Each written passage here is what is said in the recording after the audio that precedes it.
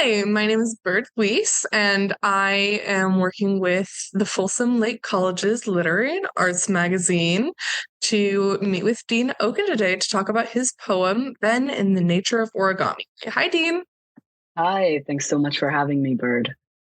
This is such an interesting poem about your relationship with your father.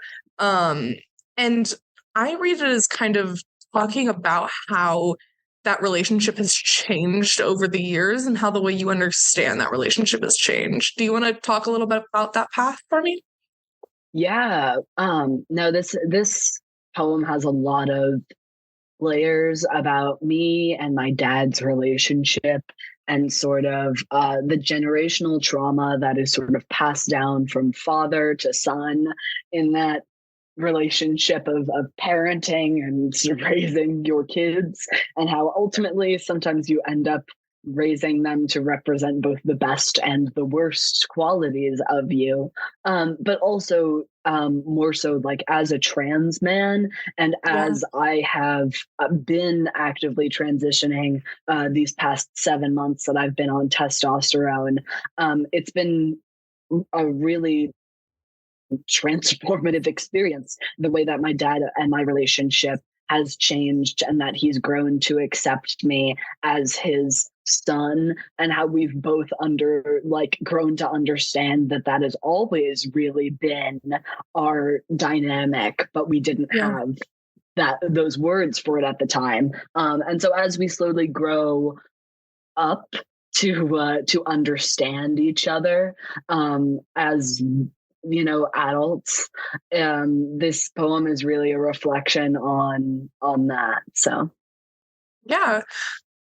Your relationship with your father really has gone through so many transformations. And this is something that you bring in at the end.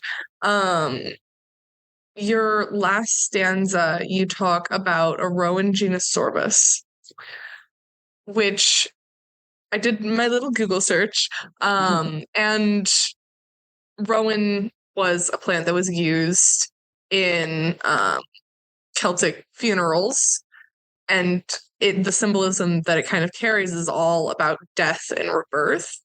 And I feel like that's a constant process that you've had in that relationship, and something that you've, I think, needed to see and even incite a lot of, um, in order to get to a point where your dad can fully see you as his son and have that relationship with you. yeah, yeah. There, like with all of my poems, this is just such like an expression of so many things that were happening at the time of me writing it. Yeah. So yeah, I like to draw from a lot of mythos in my poetry, whether it's Celtic, Norse, East Asian, Egyptian, even, Yeah. Greek. And with the Rowan specifically, I was thinking within terms of trees and terms of shrubs, because Mm, my dead name is Laurel, which is also a yes. tree and a plant that has great significant meaning, especially as as a And it's poet. also You know, mythology again. yeah, exactly. Um, and so Rowan's sort of being this tree of death and rebirth, and sort of what it means to like define myself as sort of like a new tree, Yeah. having been born sort of phoenix like from the ashes of the old.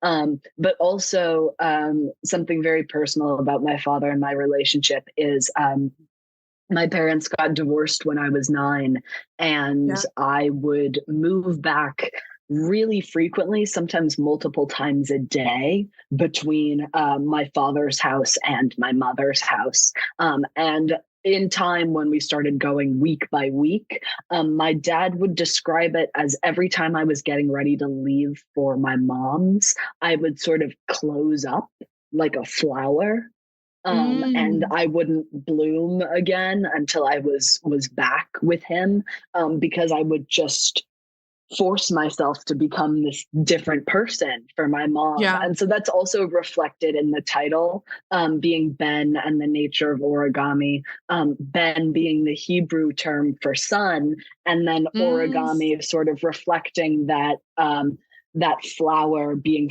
folded inwards and like folding out, and this developmental tactic I sort of had to use to navigate my early childhood. Absolutely. And you mentioned your Jewish heritage earlier on in your poem as well, in the line Yellow David Rising. Mm-hmm. And yeah. Did you? Go ahead. No, go ahead. Oh yeah, so that stanza has a couple things. My dad's side of the family is Jewish, and I wanted to evoke that and tie that into the title. Talking about being his son and sort of coming out in that way. But when I was actually a kid, my it's very, very funny, actually. My parents were extremely convinced that that my mom was going to have another boy. They had a name picked out for me and everything. I was supposed to be named Donovan, which is why not the best. A better name. Yeah, exactly. So I wanted to go along that path. So I ended up choosing Dean rather than Don or Donald. Kind of, not 1920 anymore. But anyway, the best. Yeah, exactly. But nevertheless, when I evidently Kate was born as a woman. My whole childhood, my father and my mother were extremely concerned that I would inherit my dad's nose, which is obviously a Jewish stereotype. Yes. But it was something that my mother was so concerned about, down to the fact that like it would be made fun of constantly as I was in this crucial developmental stage. Like whenever I'd have a growth spurt, we'd be checking in the mirror to see if my nose grew. Like it was going to be this ugly thing that sort of developed on my face. That's terrible. Yeah, right.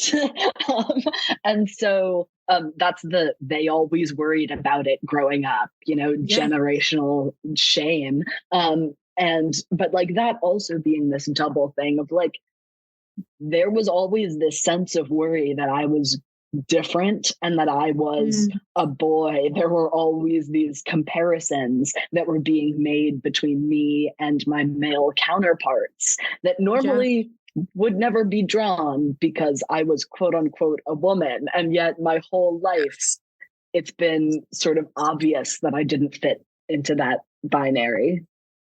Right. I think it's interesting that you compare those two identities that you have and you put them in the same place. I want to talk about the word shame. That's also in that same stanza. Do you think that shame was applied to you for being more masculine, for being like your dad, for fear of having those Jewish traits? Do you think that fear was pushed on you early on? And then where do you think that shame came from? Who do you think had that shame? Yeah, that's once again, you really know how to ask questions just like my therapist, which is really good. I just do it, okay? I am curious about things. Yeah, no, oh my goodness, I very much appreciate it. But yeah, my therapist and I had been working on like, who taught you this? This is not truth. Who taught you these things in your life? What is the root of this shame? What does it actually come from? And the nature of growing up with parents who are divorced and quote unquote hate each other is, as a child, the product of both of them, they both tend to see in you the negative traits of the other parent. So from my mom, I got a lot of you're being just like your father, Oh you're going to yeah. turn out just like your father. And then Right. when my dad and I didn't have such a good relationship, it would be the same thing. You're just like your mother. But my mom, especially, who was concerned about me being her beautiful little baby girl, was especially applied to those physical Yeah. traits down to, the way that I dressed and presented myself. So Right. yeah, this masculine shame that exists through multiple facets of my life. Yeah. And this goes back to the other thing we talked about in our episode about nuptial flight, but specifically about how a lot of your poetry is about being trapped and caged in by things and also finding freedom through that. Mm-hmm. Yeah. I wanted to go back and check. But a little bit ago, you you actually tweeted about a conversation you had with your dad. Do you know what I'm talking about? Yes, yeah. Yes. And so I wanted to do you mind if I read it? Go right ahead. Okay. So the tweet is from your dad is saying the first line, which is, I like Larry David so much, I must be part Jewish. And you say, Dad, we're literally Jewish. He says, really? Yes. Your own dad is Jewish. We are Jewish. I have a Jewfro. Huh? Yeah. Yeah, you do kind of look Jewish. That's because we're Jewish. And this entire time that you're talking about your mom and how she would look in the mirror to make sure that your nose wasn't, fitting that stereotype and that Mm-hmm. because that would make you ugly, which is unacceptable for your sweet little girl. But your dad also has some level of just, I almost want to call it ignorance Yeah, of yeah, like his no, own existence. it's no, it's my being Jewish has never been a part of my family's cultural practice in any Yeah. form. So I am very, very disconnected from my Jewish heritage. My And you've been getting that back a little bit through a lot of people at Lewis and Clark. There's a lot of Jewish people at Lewis and Clark. And then also your roommate, because Sky is also Jewish, if I remember right.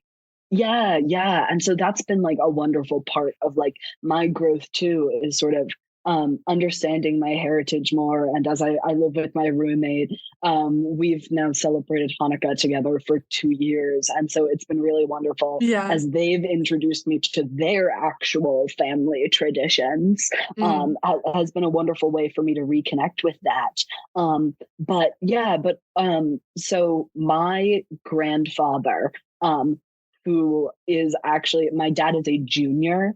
So Charles Oken Sr., my grandfather, Okay, as opposed to yes. my father, Chuck Oken, is a huge history buff. And he's been really curious about our family's history because even this is a generational disconnect that has been happening like since World War II. Right. And And do you so think a lot of that would be trying to assimilate? Like, do you think that that's also what your mom was doing? yeah, I think so. Mm, She also with my brothers had like enrolled them in Hebrew school very young. yeah, But my brothers were autistic and yeah. uh, were in preschool and very young, and that didn't mesh well. And so Mm, again, there was just this further separation of my family from our heritage. But right. it was my grandfather who found that Oken, our last name, actually means small perch or little Mm, fish in Russian. And so we yeah. were actually either Russian Jews living in Ukraine or Ukrainian Jews living in Russia. It was one of the two. And so That again, is really funny. it's this thing that is like so distant. for me and my family, that like even it plays such like an outskirt role in my own father's life that even he is not, he has to be reminded of his own Jewishness. Yeah. Yeah. Um, I think it's really beautiful that you have taken that back um, for yourself and you found that, especially in the world that we live in, um, where it probably would be a lot safer for you to assimilate with your mom and be that um, sweet little non-Jewish little white girl. Mm-hmm. Oh boy, I often think about how if my life had gone that way, but here I Yeah. am. But yeah, no, it's a very I want to acknowledge that it is a very scary world Oh right yeah. now for trans people and Jewish people alike. I support Palestine fully, by the way. Hmm. But um, if I didn't exist as the person who I was, who I am, rather, if I didn't exist as the person who I am, I wouldn't exist at all. And I Yeah. Oh ultimately yeah. have to live my truth.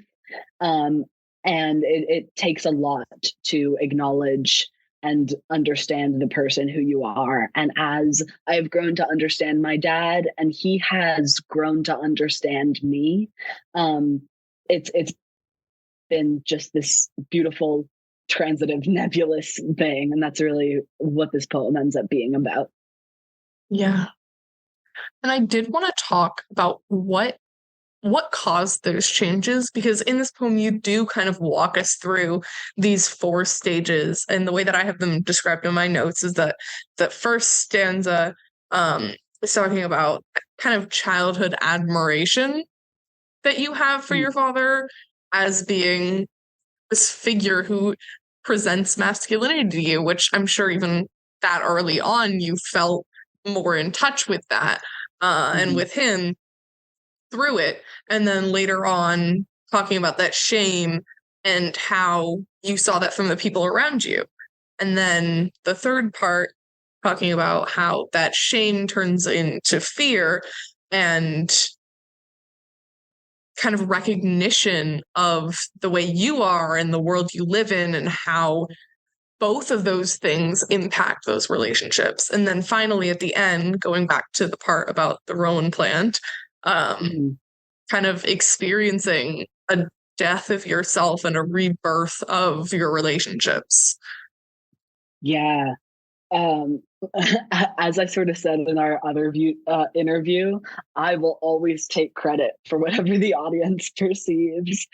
Yeah. But yeah, but these are sort of four reflections on yeah, these different moments. The first definitely being from this sort of childlike place, but also this level of sort of distance that comes with Mm. childhood cognitive dissonance, even, and Oh, the yeah. relationship between me and my father um, being like one of a typical nuclear family style where my dad was the supporter for my family. So he was Mm. always working and not home as much when I was a child. But that recognition of one another and ourselves definitely started in that point. I never really stopped. And yeah, that the second one being about my Jewish heritage, and again being a Yeah. child and developing as a child. Mm. The third also being reflective of that fear as an adult, of like as I literally transition and be on testosterone, Yeah. Yeah. like becoming a Yes. man and resembling my father in more ways than I could have ever thought possible. Mm. But the fact that not only as I'm injecting tea each week do I appear more like my father, but the longer I've been on testosterone, the more my dad and I have been able to resolve our differences and come to a wonderful understanding of each other and our relationship. So like I not only see him in my own mirror, but I do talk to him, Yeah. each week. Right. And yeah, that final And one I sort of love being that this. line, by the way, that we talk in Oh, the mirror with each other. That is genius. I love it. thank you. Like I said, I love mirrors. um, and then yeah, Yes. that last one being that sort of returning to that childhood reflection and like that duality of folding myself into these different people and sort of deciding to be the one who has control over this origami. Right. Yeah. It's my life, and so the nature of it is that I have to be the one to take control. So Yeah. And I think it's so powerful that you end the poem with that word quiet because it has so many meanings for you. It could be read as being that death, um, and death as destruction. But that's not what I think you're really getting at. I think it is kind of how peaceful that change is, even though it is so much. And then also going back to being a child and closing up every time that you would have to move back, and how there's definitely a lot of trauma associated with being quiet and being, perfect. and sort of being put in your place too. Yeah. Oh, Um, yeah. Yeah. and that's sort of reflected in the strange form. This was a very experimental poem for me. I Mm, don't often use slashes or spacing like this, but the last word of every stanza either invokes this sense of uh, this finality, but yeah. also this like sense of like quiet submission. Do you have end stop Hmm. rising, but then there's no falling action. There's nothing to like resolve that. Yeah. Last and then quiet there at the end. These things that are like Mm, semi-resolved, but not fully resolved, and that sort of adding to this nature of transitions. And then yeah, also cages. Yeah. yeah. Did you want to talk more about how your spacing and especially the slashes work in this poem? So I think that's so cool.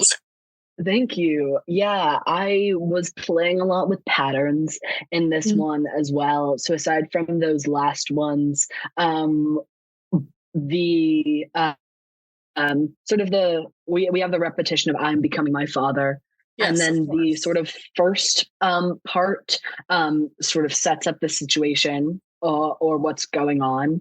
Um, and then that middle section is sort of this strange, sort of visceral image that I have for each of these Mm, moments. So a spirit right. waking, and it's always a blanking was sort of Yeah, the pattern yeah. I had going on there. So you have a spirit waking, a sign sounding, and again, these sort of like contradictory things where like a spirit doesn't really wake, it more so Yeah. rises, and like what does waking imply there in the nature of the livelihood of this spirit. Signs are something you read, but being something that you experience like on a sonic level, even though it's Mm, something you're seeing visually. A bone cresting, um, again is a one of my more like visceral, like I it do is. enjoy Bones are my supposed to bones. be in your body, Yeah. not on the um outside. but No. that also invoking like my body on Yeah, testosterone. Literally right. I have now been able to see the way that my face has changed, especially, and so as my Right. cheekbones have developed, that's actually more what I'm describing. And then yeah, Mm, that a flower retreating in the last one, again being about that folding in of the flower. um mm. and so again, it And I think was a sorry. oh no, it was just a very um interesting pattern that I was feeling in that moment and sort of carrying out to explore what was happening here in my mind. Mm, I love that. I also really like how you have the bone crusting and the flower retreating, Hmm.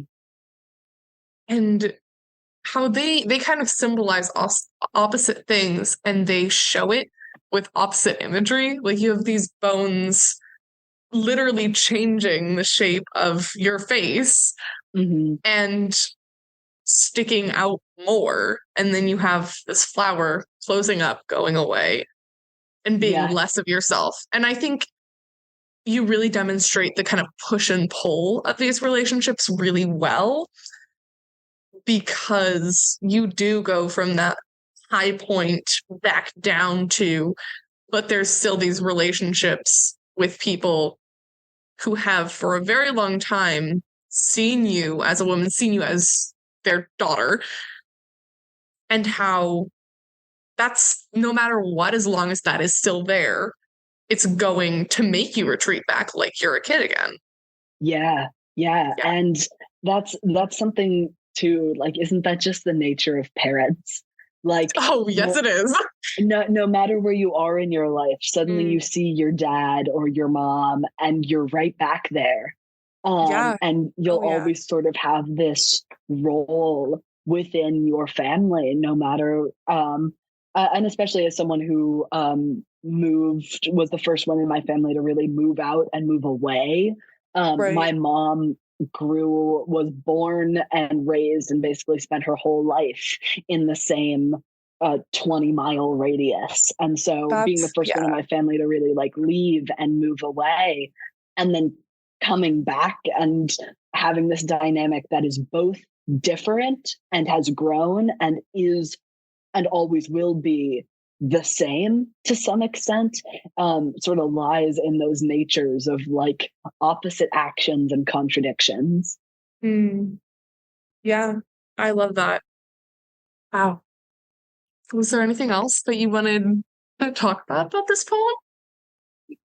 I think we've touched on pretty much my thought choice for every word.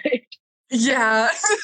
All right then. Well, this has been a wonderful experience. Um, I I feel like this has been very revealing. We've looked into a lot of the nuance in this poem, Yeah, and that thank is something that is so prevalent in your work and in your life, and I love it. um, Um, yeah, thank you so thank you. much, and thank you for Thanks. giving me the opportunity. Yeah. Okay. I love you.